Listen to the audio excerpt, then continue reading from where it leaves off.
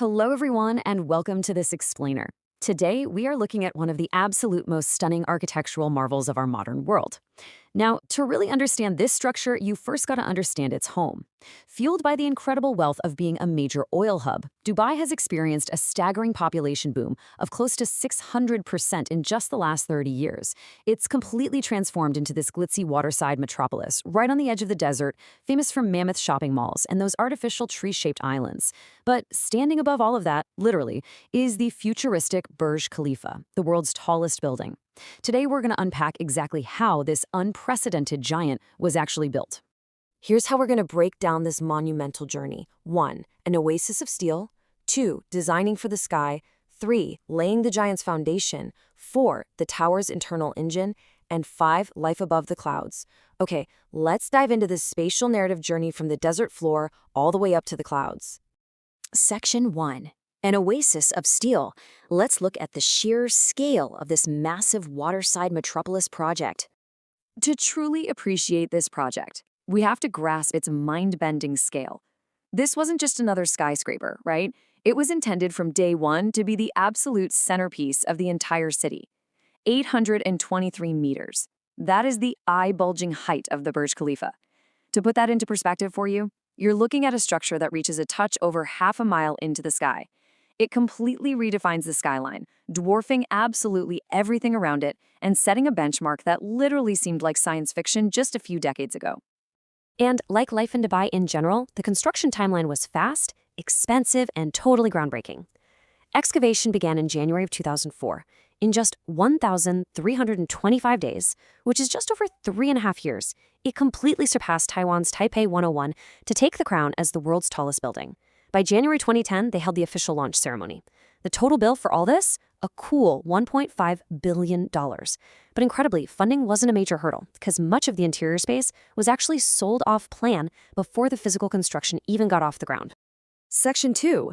Designing for the sky. Let's get into the fascinating architectural challenges. When you're building half a mile up, you aren't just fighting gravity, you're fighting the weather.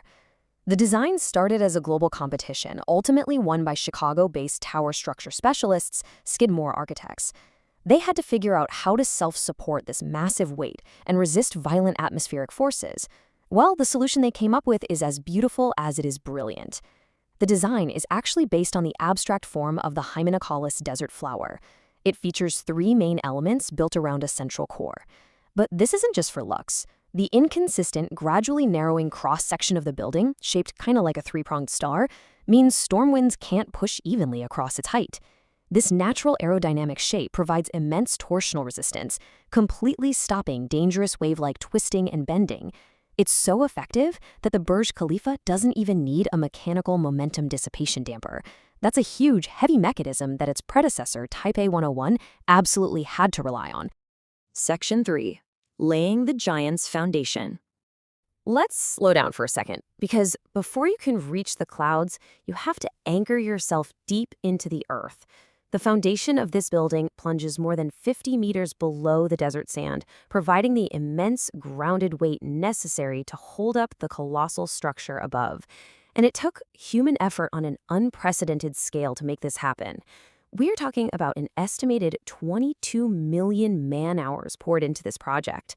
At its peak, the site involved over 12,000 different staff members representing 100 different nationalities. It was quite literally a global, unified effort to push the boundaries of human engineering. And this brilliantly illustrates the sheer physical mass we're talking about.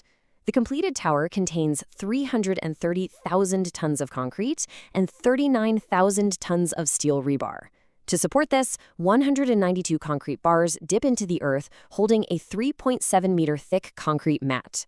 Just to give you a visual, if you took just the steel rebar used in this structure and laid it end to end, it would stretch a quarter of the way around the entire globe. Absolutely wild. The logistics of moving these materials were a total nightmare of their own. They had to pump concrete high up the building's core using an unprecedented 200 bars of pressure, which was an engineering feat never achieved before. And then there were the cranes. 3 incredibly chunky cranes worked around the clock, lifting materials all the way up to the 156th floor. That's over 700 meters in the air. The real puzzle, though, figuring out the careful, highly specific plans just to bring those massive cranes back down once the job was done. And let's not forget the exterior. Just applying the outside cladding required a dedicated team of about 300 engineers on top of the regular construction crew. The amount of aluminum involved in sealing and wrapping the Burj Khalifa is equivalent to the aluminum used in 5 large Boeing jumbo jets. It's truly a staggering amount of material hovering right above the city. Section 4. The tower's internal engine. Let's look at the operations floors, the literal heart, lungs, and veins of the building. A building of this size is practically a living organism. It needs those vital organs to keep everything functioning in the harsh, humid desert environment. Think of the elevators as its circulatory system. With a massive 57 elevators in total, there's actually no single elevator that runs from the bottom all the way to the top for passengers. Instead, they use a brilliant hub-and-spoke model. Main elevators take you to one of 3 primary sky floors, and from those hubs, smaller local elevators feed the nearby floors. However, there is one major exception. The central service elevator boasts a world record single rise of over 500 meters. Keeping the building breathing requires double-sized operations floors stationed roughly every 30 stories. Each of these mechanical floors houses water tanks, air handling units, and electrical substations to service the 15 or so floors directly above and below it. During construction, all this vital equipment was stored in the basement and painstakingly hoisted up at night. Today, the building requires 250,000 gallons of water daily just to function, along with an entirely separate piping system built exclusively to handle cooling liquids and the massive condensation generated by the desert humidity. But that condensation isn't wasted at all. All that recovered water from the tower's cooling system is recycled to the tune of 15 million gallons every year. That is enough to fill 20 Olympic swimming pools.